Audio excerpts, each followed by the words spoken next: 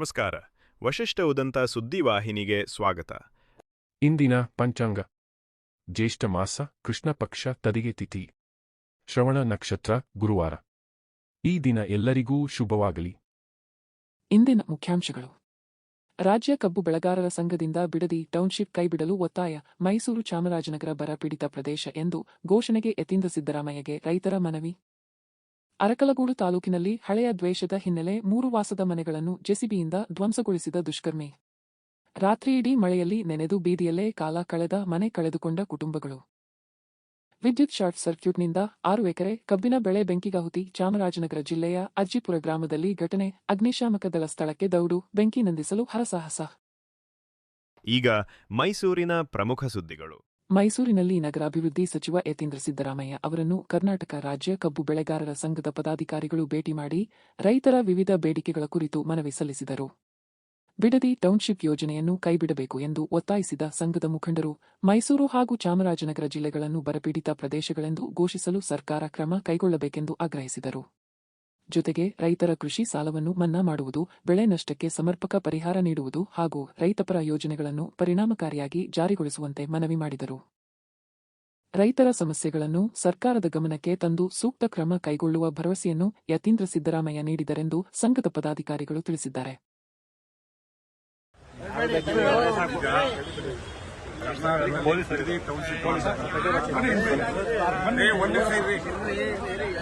Bidadi township ಅಂತಕ್ಕಂಥದ್ದನ್ನ ರೈತರಿಗೆ mark ಅಲ್ಲಿ ರೈತರ ಬಿಡದಿ ಟೌನ್ಶಿಪ್ ರೈತರಿಗೆ ಕೂಡ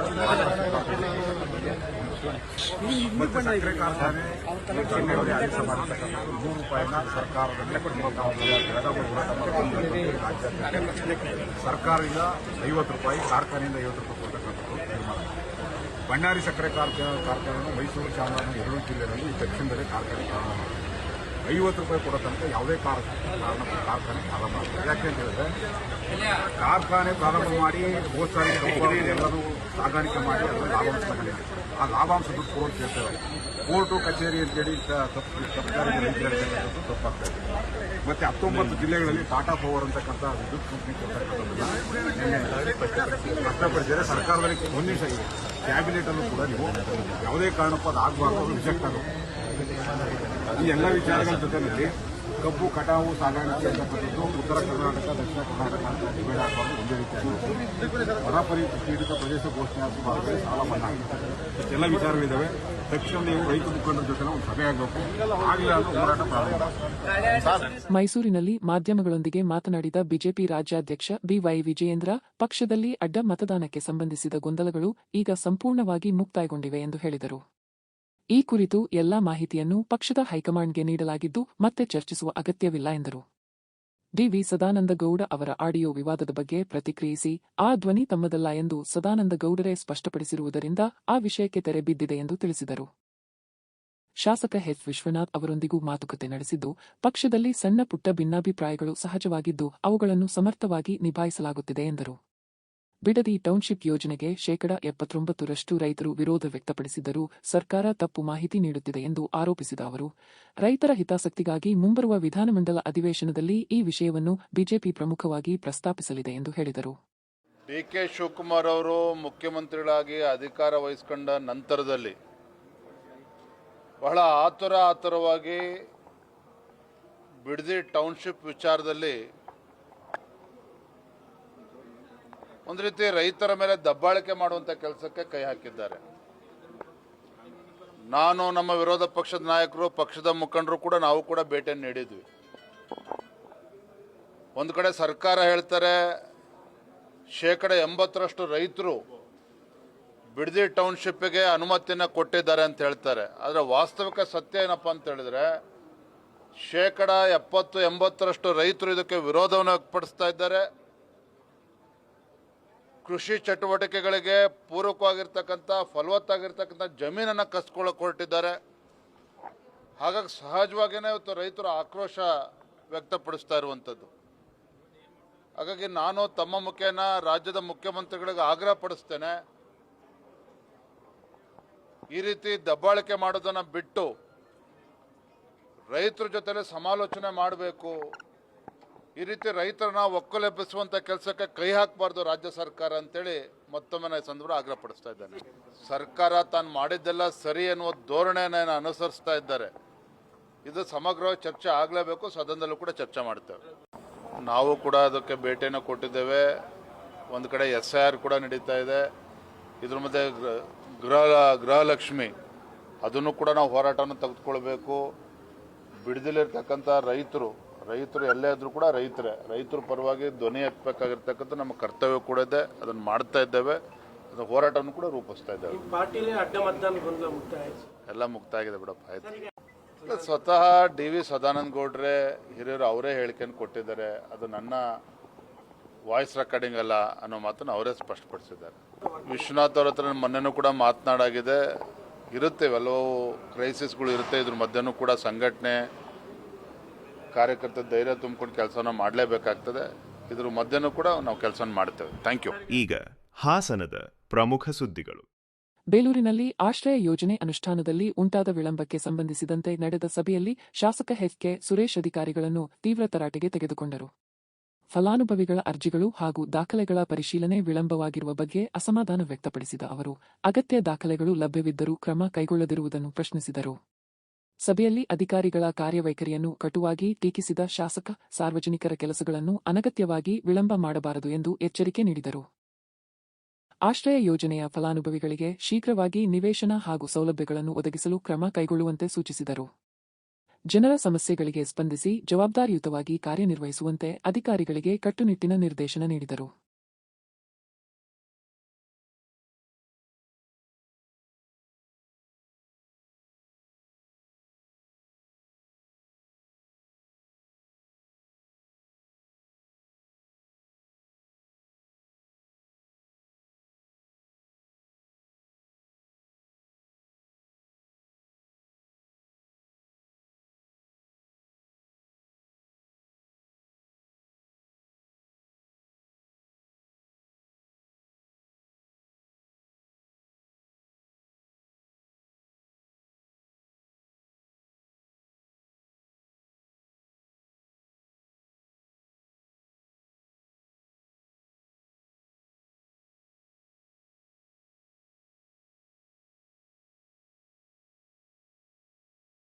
ಹಾಸನ ಜಿಲ್ಲೆಯ ಅರಕಲಗೂಡು ತಾಲೂಕಿನ ಬೆಟ್ಟಸೋಗೆ ಗ್ರಾಮದಲ್ಲಿ ಹಳೆಯ ದ್ವೇಷದ ಹಿನ್ನೆಲೆಯಲ್ಲಿ 3 ಸಹೋದರರಿಗೆ ಸೇರಿದ ವಾಸದ ಮನೆಗಳನ್ನು JCB ಯಂತ್ರದ ಮೂಲಕ ಧ್ವಂಸಗೊಳಿಸಿದ ಘಟನೆ ನಡೆದಿದೆ. ಮನೆ ಖಾನೆ ನಂಬರ್ 97ರ ಮಲ್ಲೇಗೌಡ, ಕಾಳೇಗೌಡ ಹಾಗೂ ಸುಬ್ಬೇಗೌಡ ಅವರಿಗೆ ಸೇರಿದ ಮನೆಗಳನ್ನು ಮಧ್ಯಾಹ್ನ ವೇಳೆ ಮನೆಯಲ್ಲಿದ್ದವರು ಹೊರಗಿದ್ದ ಸಮಯದಲ್ಲಿ ನೆಲಸಮಗೊಳಿಸಲಾಗಿದೆ ಎಂದು ಆರೋಪಿಸಲಾಗಿದೆ. ಈ ಕೃತ್ಯವನ್ನು ಪಕ್ಕದ ಮನೆಯ ರಂಗ ಹಾಗೂ ಅವರ ಕುಟುಂಬಸ್ಥರು ಎಸಗಿದ್ದಾರೆ ಎಂದು ನಿವಾಸಿಗಳು ದೂರಿದ್ದಾರೆ. ಮನೆಗಳಲ್ಲಿದ್ದ ಬೆಲೆಬಾಳುವ ವಸ್ತುಗಳು, ದಿನಸಿ ಸಾಮಗ್ರಿಗಳು, ಹೆಂಚು, ಮರದ ಸಾಮಗ್ರಿಗಳು ಸೇರಿದಂತೆ ಲಕ್ಷಾಂತರ ರೂಪಾಯಿ ಮೌಲ್ಯದ ಆಸ್ತಿಪಾಸ್ತಿಗೆ ಹಾನಿಯಾಗಿದೆ. ಘಟನೆಯ ಸಂಬಂಧ ಕೊಣನೂರು ಪೊಲೀಸ್ ಠಾಣೆಯಲ್ಲಿ ದೂರು ದಾಖಲಾಗಿದ್ದು, ಪೊಲೀಸರು ತನಿಖೆ ಆರಂಭಿಸಿದ್ದಾರೆ. ಮನೆ ಕಳೆದುಕೊಂಡ ಕುಟುಂಬಗಳು ರಾತ್ರಿಯಿಡೀ ಮಳೆಯಲ್ಲಿ ನೆನೆದು ಬೀದಿಯಲ್ಲೇ ಕಾಲ ಕಳೆಯುವಂತಾಗಿದೆ. ನಮ್ಮನೆ ಯಾಕೆ ಮಾಡಿ ಉಣ್ಸಾಕ್ತಾ ಇದೀನಿ? ಯಾಕೆ ಉಣ್ಸಾಕ್ತಾ ಇದ್ದೀನಿ? ಇಲ್ಲಿ JCB ತಂದು ಉಣ್ಸಾಕ್ತಾ ಇದೆಯಲ್ಲ, ನಿಮ್ಮನೆ ಉಣ್ಸಾಕಿ ಸುಮ್ಮನೆ ಇರ್ತೀನಿ. ನಮ್ಮನೆ ಯಾಕೆ ಉಣ್ಸಾಕ್ತಾ ಇದೀನಿ?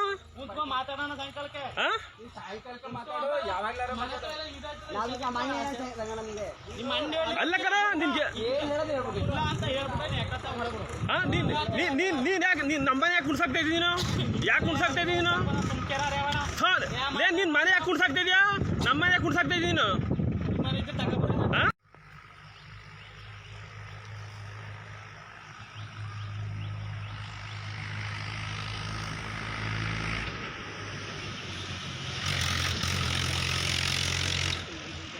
ಮನೆಯೆಲ್ಲ ಇದು ಮಾಡಿ ಹೋಗ್ತೇವೆ ಹೋಗೋದು ಇದು ಮಾಡಿ ಕುಂಡ್ರಸವನಲ್ಲ ನಮ್ಮನ್ನ.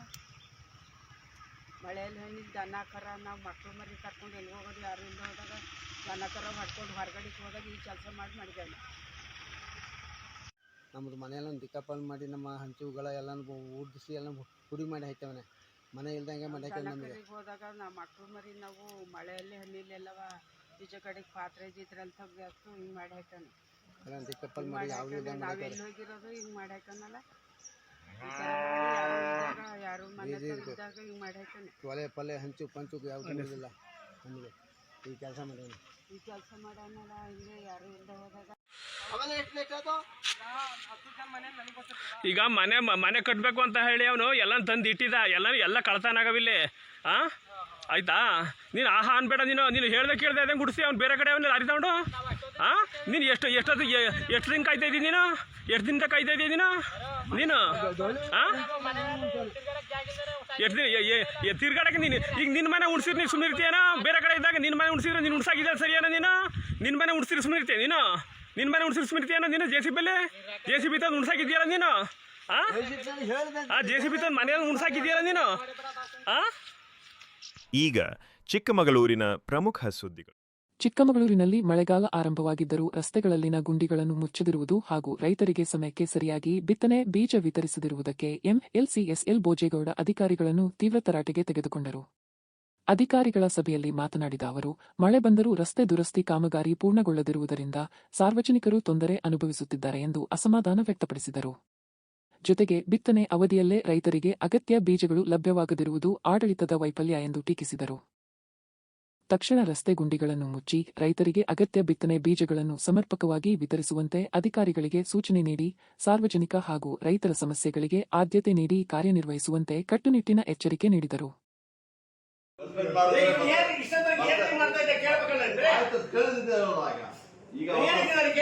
ಸಸ್ಪೆಂಡ್ ಮಾಡಿಬಿಟ್ರೆ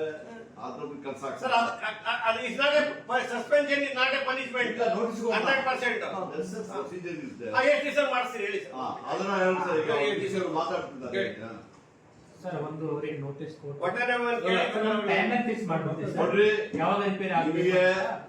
ಸ್ಟಾಕ್ ಡೋರ್ ಸ್ಟೆಪ್ ನಲ್ಲಿ ಇರ್ಬೇಕು.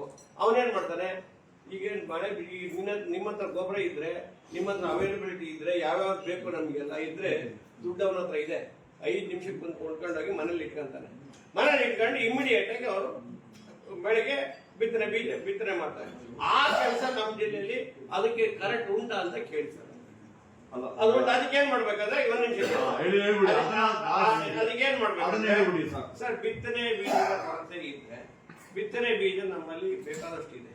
ಏಜೆನ್ಸಿಗಳು ಇದೆ, ಪ್ರೈವೇಟ್ ಹತ್ರ ಇದೆ, ನಮ್ಮ ಸರ್ಕಾರದಲ್ಲೇ ಇದೆ. ಗೊಬ್ಬರ ಬೇಕಾದಷ್ಟು ಫೆಡರೇಷನ್ ಅಲ್ಲಿ ಇನ್ನೂ ಕೂಡ ಬೇಕಾದಷ್ಟು ಇದೆ.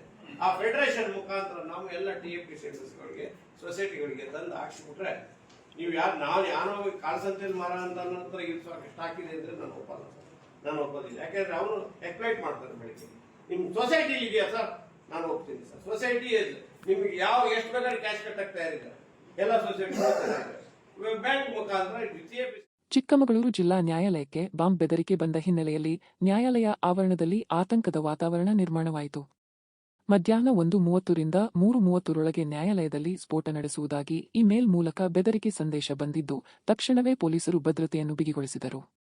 ಬಾಂಬ್ ನಿಷ್ಕ್ರಿಯ ದಳ ಹಾಗೂ ಶ್ವಾನದಳ ಸಿಬ್ಬಂದಿ ನ್ಯಾಯಾಲಯದ ಆವರಣ ಮತ್ತು ಕಟ್ಟಡವನ್ನು ಸಂಪೂರ್ಣವಾಗಿ ತಪಾಸಣೆ ನಡೆಸಿದರು. ನ್ಯಾಯಾಲಯದ ಕಲಾಪಗಳು ನಡೆಯುತ್ತಿದ್ದ ನಡುವೆಯೇ ಶೋಧ ಕಾರ್ಯ ಮುಂದುವರೆದಿದ್ದು, ಯಾವುದೇ ಅನುಮಾನಾಸ್ಪದ ವಸ್ತು ಪತ್ತೆಯಾಗಿದೆಯೇ ಎಂಬ ಬಗ್ಗೆ ಅಧಿಕಾರಿಗಳು ಪರಿಶೀಲನೆ ನಡೆಸಿದರು. ನಗರದ ಹೃದಯ ಭಾಗದಲ್ಲಿರುವ ಜಿಲ್ಲಾ ನ್ಯಾಯಾಲಯಕ್ಕೆ ಬಂದಿರುವ ಈ ಬೆದರಿಕೆ ಪ್ರಕರಣದ ಮೂಲ ಪತ್ತೆ ಹಚ್ಚಲು ಪೊಲೀಸರು ತನಿಖೆ ಆರಂಭಿಸಿದ್ದು, ಇಮೇಲ್ ಕಳುಹಿಸಿದ ವ್ಯಕ್ತಿಯನ್ನು ಗುರುತಿಸಲು ಸೈಬರ್ ತಜ್ಞರ ಸಹಾಯ ಪಡೆಯಲಾಗಿದೆ. ಈಗ ರಾಜ್ಯ ಮತ್ತು ರಾಷ್ಟ್ರೀಯ ಸುದ್ದಿಗಳು. ಚಾಮರಾಜನಗರ ಜಿಲ್ಲೆಯ ಅಜ್ಜಿಪುರ ಗ್ರಾಮದಲ್ಲಿ ವಿದ್ಯುತ್ ಶಾರ್ಟ್ ಸರ್ಕ್ಯೂಟ್ನಿಂದ ಸಂಭವಿಸಿದ ಅಗ್ನಿ ಅವಘಡದಲ್ಲಿ ಸುಮಾರು 6 ಎಕರೆ ಕಬ್ಬಿನ ಬೆಳೆ ಬೆಂಕಿಗಾಹುತಿಯಾಗಿದೆ. ಬೆಂಕಿ ಕ್ಷಣಾರ್ಧದಲ್ಲೇ ಹೊಲದಾದ್ಯಂತ ವ್ಯಾಪಿಸಿ ರೈತರಿಗೆ ಅಪಾರ ನಷ್ಟ ಉಂಟುಮಾಡಿದೆ. ಸ್ಥಳೀಯರು ಬೆಂಕಿ ನಂದಿಸಲು ಪ್ರಯತ್ನಿಸಿದರೂ ಸಾಧ್ಯವಾಗದೆ ತಕ್ಷಣ ಅಗ್ನಿಶಾಮಕ ದಳಕ್ಕೆ ಮಾಹಿತಿ ನೀಡಿದರು. ಸ್ಥಳಕ್ಕಾಗಮಿಸಿದ ಅಗ್ನಿಶಾಮಕ ಸಿಬ್ಬಂದಿ ಸತತ ಕಾರ್ಯಾಚರಣೆ ನಡೆಸಿ ಬೆಂಕಿಯನ್ನು ನಿಯಂತ್ರಣಕ್ಕೆ ತಂದು ಮತ್ತಷ್ಟು ವ್ಯಾಪಿಸುವುದನ್ನು ತಡೆದರು. ಘಟನೆಯಲ್ಲಿ ಯಾವುದೇ ಪ್ರಾಣಹಾನಿ ಸಂಭವಿಸಿಲ್ಲ.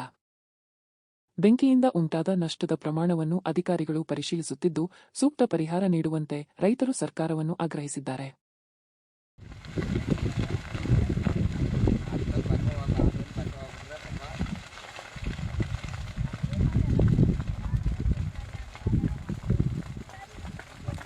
ಗೌಡ್ರೆ ಅವೇ ನೋಡಿ ಹೆಂಗ್ ಕಟ್ತಿದ್ದು, ಮತ್ತೆ ನೋಡಿ ಆ ಕಡೆ ಹೋಯ್ತು, ಮತ್ತೆ ಬತ್ತು.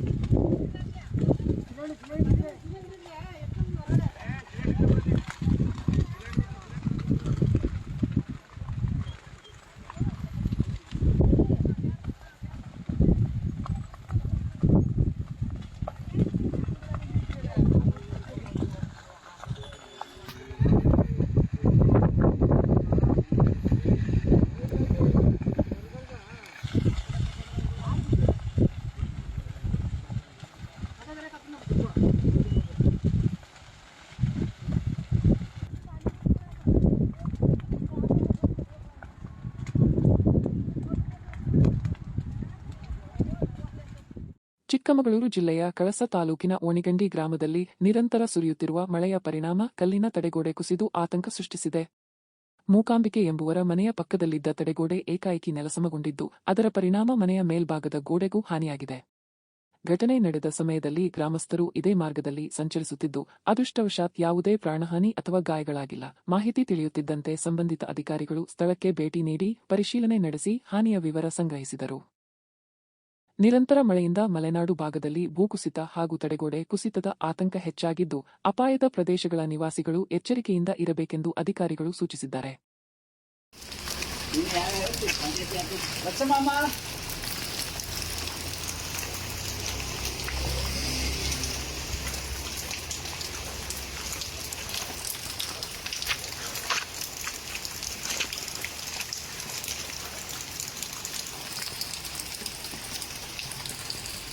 ಅಡಿಗಳಿಗೆ ಸರಿ ಕಲ್ಲಿಗೆಲ್ಲ ಹಾಕಿ ಕೊಟ್ಟಿಲ್ಲ ದಪ್ಪ ಕಲ್ಲು. ಅದೇ ಮಣ್ಣು ತುಂಬಿಸಿದ್ದಾರೆ ಅಷ್ಟೇ. ಅವತ್ತೇ ಬ್ಯಾಸಿಗೆಲ್ಲ ಯೋಚನೆ ಮಾಡಿದೆ ನಾನು ಬೀಳಿಸಿ ಅಡಿಗೆಲ್ಲ ದೊಡ್ಡ ದೊಡ್ಡ ಕಲ್ಲು ಹಾಕಿ ಆ ಸಣ್ಣ ಚಪ್ಪ ಕಲ್ಲು ಹಾಕಿ ಕೊಟ್ಟಿವೆ.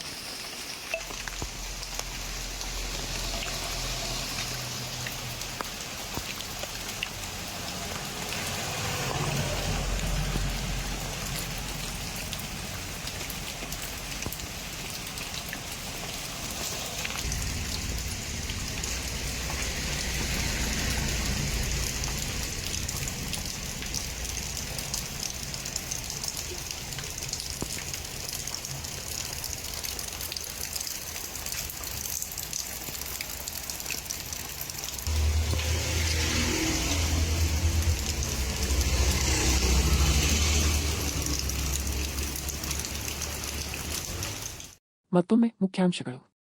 ರಾಜ್ಯ ಕಬ್ಬು ಬೆಳೆಗಾರರ ಸಂಘದಿಂದ ಬಿಡದಿ ಟೌನ್ಶಿಪ್ ಕೈಬಿಡಲು ಒತ್ತಾಯ. ಮೈಸೂರು ಚಾಮರಾಜನಗರ ಬರ ಪೀಡಿತ ಪ್ರದೇಶ ಎಂದು ಘೋಷಣೆಗೆ ಯತೀಂದ್ರ ಸಿದ್ದರಾಮಯ್ಯಗೆ ರೈತರ ಮನವಿ.